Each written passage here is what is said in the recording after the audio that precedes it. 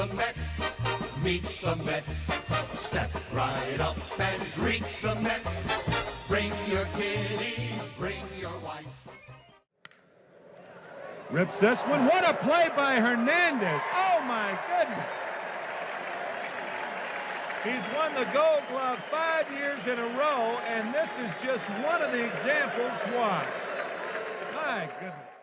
Guaranteed to have the time of your life because the Mets are really socking the ball, knocking those home runs. High drive, deep right field. Hernandez will touch them all. Hernandez set a rocket over the boards in right center field. His first World Series home run. The two-run blast made it 7-0 and knocked Don Sutton out of the game. Everybody's coming down to meet the METS Mets of New York. The third single of the night for Keith Hernandez. And the 2,000th hit of his career. They're giving him a standing ovation. On the streets, where do they go? To meet the Mets! Oh, they're hollering and cheering and they're jumping in their seats. Where do they go? He struck him out. Struck him out. The Mets have won the World Series. And they're jamming and prodding all over Jesse Orasco. The dream has come true. The Mets have won the World Series. 'Cause we got ourselves a ball club, the Mets of New York town. Give 'em a yell. Who does this guy think he is? I'm Keith Hernandez. Between the baseball season and promoting his new memoir, he might just be the busiest man on planet Earth. He's Keith Hernandez, and he joins us this morning. NL MVP, two-time World Series champion with the Cardinals and Mets, and part of the Mets broadcast team on SNY. Keith, thank you for taking a few minutes with us this morning. How are you? My pleasure. Thanks for having me. So your new memoir is titled I'm Keith Hernandez, and it focuses on your early years, your childhood, up until 1980, right after your MVP season in 1979. So this is before your two World Series titles in 1982 and 86, as well as your entire tenure with the Mets. You know, this is the struggles, the ups and downs before you became the person that everyone really knows today. So for you, Keith, what was the decision-making to have the book focus on this part of your life versus any other? Well, number one, we realized that if I was to continue on, this was almost a 2.5-year process. We did a lot of research. Mike Ponce, who the author, worked with me, and myself, and going over and pretty much every season through the baseballreference.com, that wonderful website where you can look at every game you played in chronological order. You can see the box scores. You can read the game story, inning by inning, the chronology of how the game progressed, and I did that on every season. So we realized that it was going to be a 900-page book if I went to present life, and then my author had the suggestion that let's just do the formidable years. His idea was, look, if people have known you, their freshest memory of you the finished product, your latter years in St. Louis and all your years in New York, but they don't know the journey you took to get to that. And so it's the four formative years, and that got us to satisfy Little Brown, who wanted, 90,000 words, which is around roughly 320, 30 pages. And they agreed to it, and that's how the process happened. So it's really the title of the book, I'm Keith Hernandez, of course, is the catchy Seinfeld phrase, the iconic. We're going to get to that. I'm Keith Hernandez. And but really, the underlying meaning is when the book ends, as you state, May 1st, 1980, after my very, very hot April, that I finally realized that, I'm Keith Hernandez and I belong in the big leagues. I belong on the same field with Steve Garvey, Dave Parker, Steve Carlton, Pete Rose, all my contemporaries. And not only belong on the same field with them, but a peer on a par with them. And so that's the process of the book.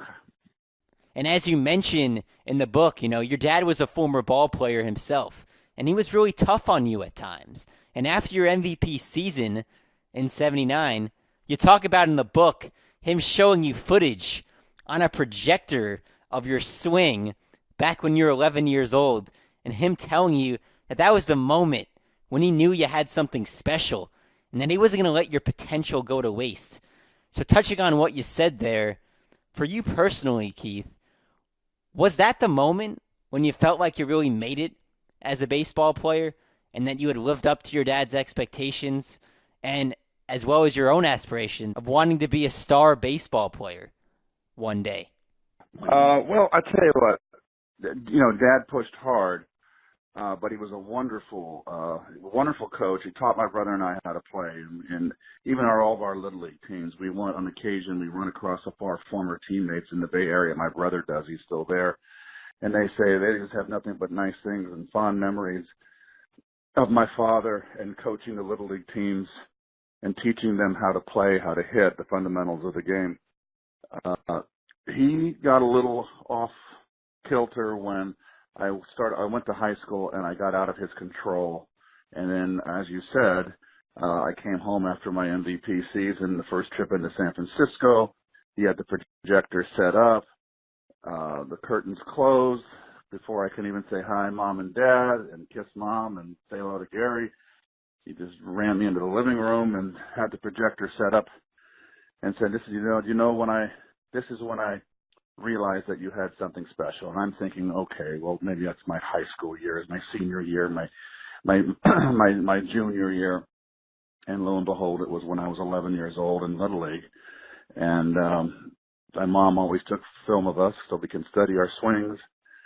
And I must say, it was a pretty good swing for an 11-year-old.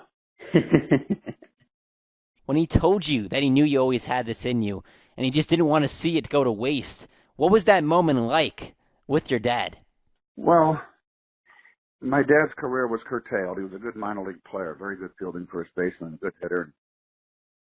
He got hit in the head, and his lifetime dream, like mine, to be a major leaguer was squashed, and his eyes went bad. He got hit in the head.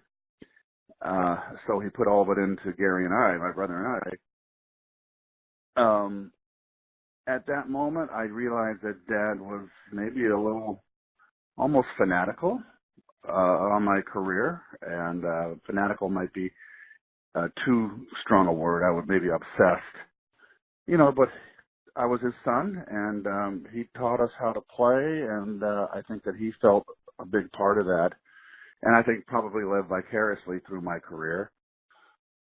But all in all, my father did a wonderful job. I grew up with a very loving family. My dad was tough, no question about it. He was old school, Depression era guy. He ruled the roost, and he was very disciplinarian. I think that's a good thing. So I think he was just proud of his son at that point. But it was a kind of a shock that it was all set up when I came home, and it was a bit of a surprise. Mets legend Keith Hernandez joins us here on WCDB. So take me back to a young Keith Hernandez, growing up in Northern California, coastal beaches, as you described it, surrounded by mountains. And if I were to tell you back then that you were going to be this star baseball player, a fan favorite, and now in your post-playing career, really one of the top baseball broadcasters in the entire industry. To all of that, Keith, what would you have said? Oh, gosh, I look at myself and reflect and just say, I haven't forgotten my roots. I'm a blue-collar kid. Father was a San Francisco fireman for almost 30 years. We grew up in our early years, paycheck to paycheck, in the beginnings, and everything was for the kids. We had the best gloves, the best basketball shoes, the best football spikes, and my parents just put everything into us two boys. And, the baby boomers, tons of kids vying to play. There was just too many kids for two teams, and you had to compete to be able to play in all three sports. And I just kind of pinched myself. Here I am. I was basically very Huckleberry Finn type of use that I had to go, traipsing in the woods, climbing trees, cliffs, along the beach, getting poison oak and all that stuff. And then to be, to go and all of a sudden be a New Yorker, big of the Manhattan, living in Manhattan for 23 years, playing in New York, actually playing in St. Louis too. And, you got to pinch yourself. But, in the book, what I try to get across was that this was my dream. When I got my first baseball card of Mickey Mantle, and I turned that backside over and I saw that I was born on his birthday, he became my instant hero, an instant idol. And it's what I wanted to be. 7 years old, I wanted to be a major league player, and I bought into what Dad had to say and all the stories he told. We knew the history of the game, and we listened on the radio. The Giants, and what couldn't wait for the game of the week on Saturday, or the Giants to play the Los Angeles Dodgers in Dodger Stadium. Those are the only games they televised locally. So we just lived for those days, and it's what I wanted to be. And I just didn't want to be a regular player. I wanted to be a star. So to have fulfilled that, it's amazing. But I had a lot of bumps and stops and starts and hard times, emotional times, and I never quit. So that the perseverance is all what it's all about in the book. Keith, you mentioned you and your brother, and growing up, especially as someone who also has a brother, I'm sure there were those moments, those battles in the backyard, whether it was basketball or baseball. Just take me back to that. What were those battles like in the backyard, you and your brother playing sports together? Well, Gary didn't play football. Gary was a little taller. He grew quicker than me, and he is taller than me. He's 6'2", and he was a little bit. It took him a while to grow into his body. He wasn't as coordinated as I was. I was always very agile and quick and fast and more athletic than him. So we never really competed in football other than, there was just nothing that we did that way. Basketball, when basketball season came, Dad put a basket up in our backyard, and he cemented a half court for us, or, a small half court where we can dribble in the backyard and shoot.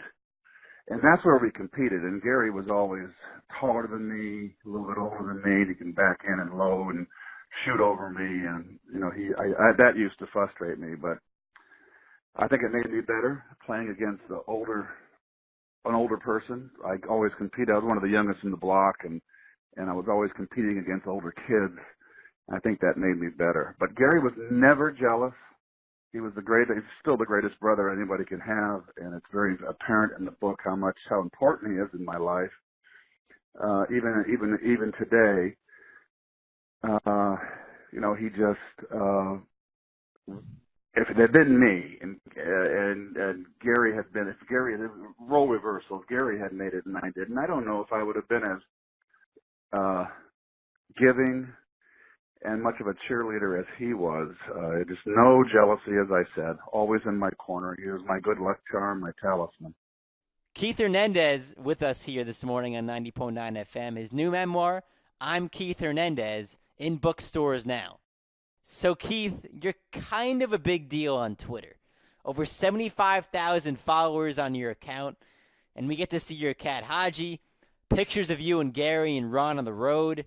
You do Q&As with fans, and even live streams of Gary and Ron doing the SNY TV Open when you don't get to be a part of it. So I ask you, Keith, what do you attribute most to your newfound rise to stardom on social media? Well, it's just I think it's the way I broadcast and the person I am. I think it's fairly honest. I think that people obviously like to look inside and see what which they feel have a special life, and I do feel that I have a very fortunate life and do something that's out of the ordinary. But I think that they just like to see us in our everyday walk of life. I go to the grocery store. I take out the garbage. I take my cat Haji out to get the paper in the morning. So it's fun. Um, I'd never dreamed that it would take off like it did. Um, basically, I had a Twitter account 4 years ago, and it just was dormant forever. And then I got back on, and when Rusty Staub passed away in spring, earlier, late March, I just kind of wrote kind of a eulogy and got a lot of response. And then the book was coming out, and Little Brown said, you can promote the book. So I started doing that, and then all of a sudden when I did the video of Haji, that's when everything took off. And I like to write, so it's fun for me, and I like interacting with them. And now that you can do live video, I've asked the question of them: would you rather have me write or do the video? And people want to see the video. They want me to live. They want that tweet. interaction. Right. So I get it. So it's fun. I mean, I love it when the little hearts come up and the people. It's kind of funny. I will never get consumed by it. But certainly I understand the power of social media now, where before I had no clue. So you talk about the fun on social media and Twitter, and also, of course, there's the fun in the broadcast booth with the SNY team, with you and Gary Cohen and Ron Darling, and the connection you guys have. And it just seems to click, and chemistry, especially for a baseball broadcast team, is so important. And anyone who watches sees you guys are having fun, and they enjoy it too. So take us behind the scenes there. How does that on-air relationship that you guys have compare to when you're off the camera? What is the connection that the three of you guys have? Well, I think, Ronnie and I obviously were teammates, and our relationship and our friendship has grown so much since we've worked together. When you're playing and you're competing, you're a little always on edge. Ronnie had to pitch every fifth day, and Ronnie and I were friends, but we were not as like bosom buddies. I mean, Ronnie was kind of a guy that liked to go off his own little way, and he kind of, I can't say a loner, but that's the closest thing I can think of right now. But since we've worked in the booth, we don't have to compete anymore. I don't mean compete against each other. Compete in our profession where the pressure's off and the anxiety and the angst. We're just up there sitting. And then, of course, there's Gary, who I think is I've said it a million times, he's the maestro up in the booth, and he's the one I think that makes the broadcast click. Ronnie and I provide the expertise. I think it's very good that we have a pitcher and a hitter's point of view. I think it's a great balance for the broadcast, and Gary is just a genius. It's what he does for a living, and he does it very, very well. He's very bright. He keeps us on our toes. He asks us very pointed questions. It makes for a very intellectual broadcast. I think hopefully a broadcast that people can learn about baseball. And, I kind of provide the comic relief. I know that I do that, and I do it on purpose, but I make sure not to do it, to overdo it sometimes, or maybe I do. But it's just from the get-go. After around the first 2 weeks, and Gary got comfortable because he came from radio. When he got comfortable with it, and Ronnie really only had 1 year experience in Washington the year before, so it took around 2 weeks for us to kind of figure out how to meld together and not step on each other. And it's just seamless. It's fun to work with them, and we totally enjoy each other and enjoy the broadcast. Keith, we really appreciate the time. Just one final thing here before we let you go. It's been more than 25 years since your 2-episode cameo on Seinfeld back in 1992. But even all these years later, Keith, we just can't get it out of our minds. Whether it was the kissing scene with Julia Louis-Dreyfus, the famous "I'm Keith Hernandez" line, which is, of course, the title of your memoir that we're talking about right now. So there's those moments and everything else in between. For someone who had never acted before, what do you remember most about your first sitcom appearance?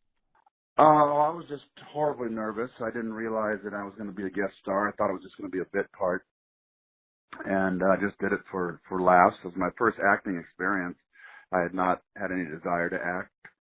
I had virtually no lessons, so I was just kind of thrown in the water to sink or swim.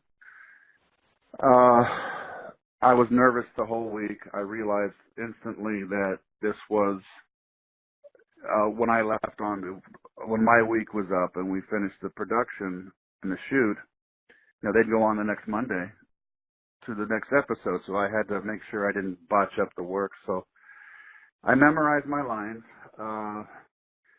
It was the creative process was most interesting to me as the week progressed. We started on Monday morning very early, and with our scripts, 3 writers, Larry David and Jerry, and the principal actors, the other 3, and they all worked to make the script better as the week progressed. And Larry David was open to any suggestions from the actors, the main actors, and the writers had their input.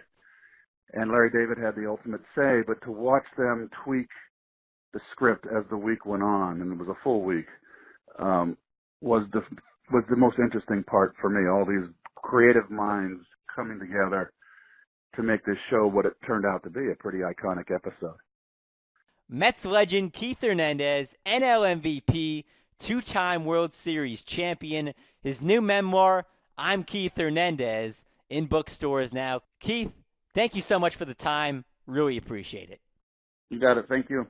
Who does this guy think he is? I'm Keith Hernandez.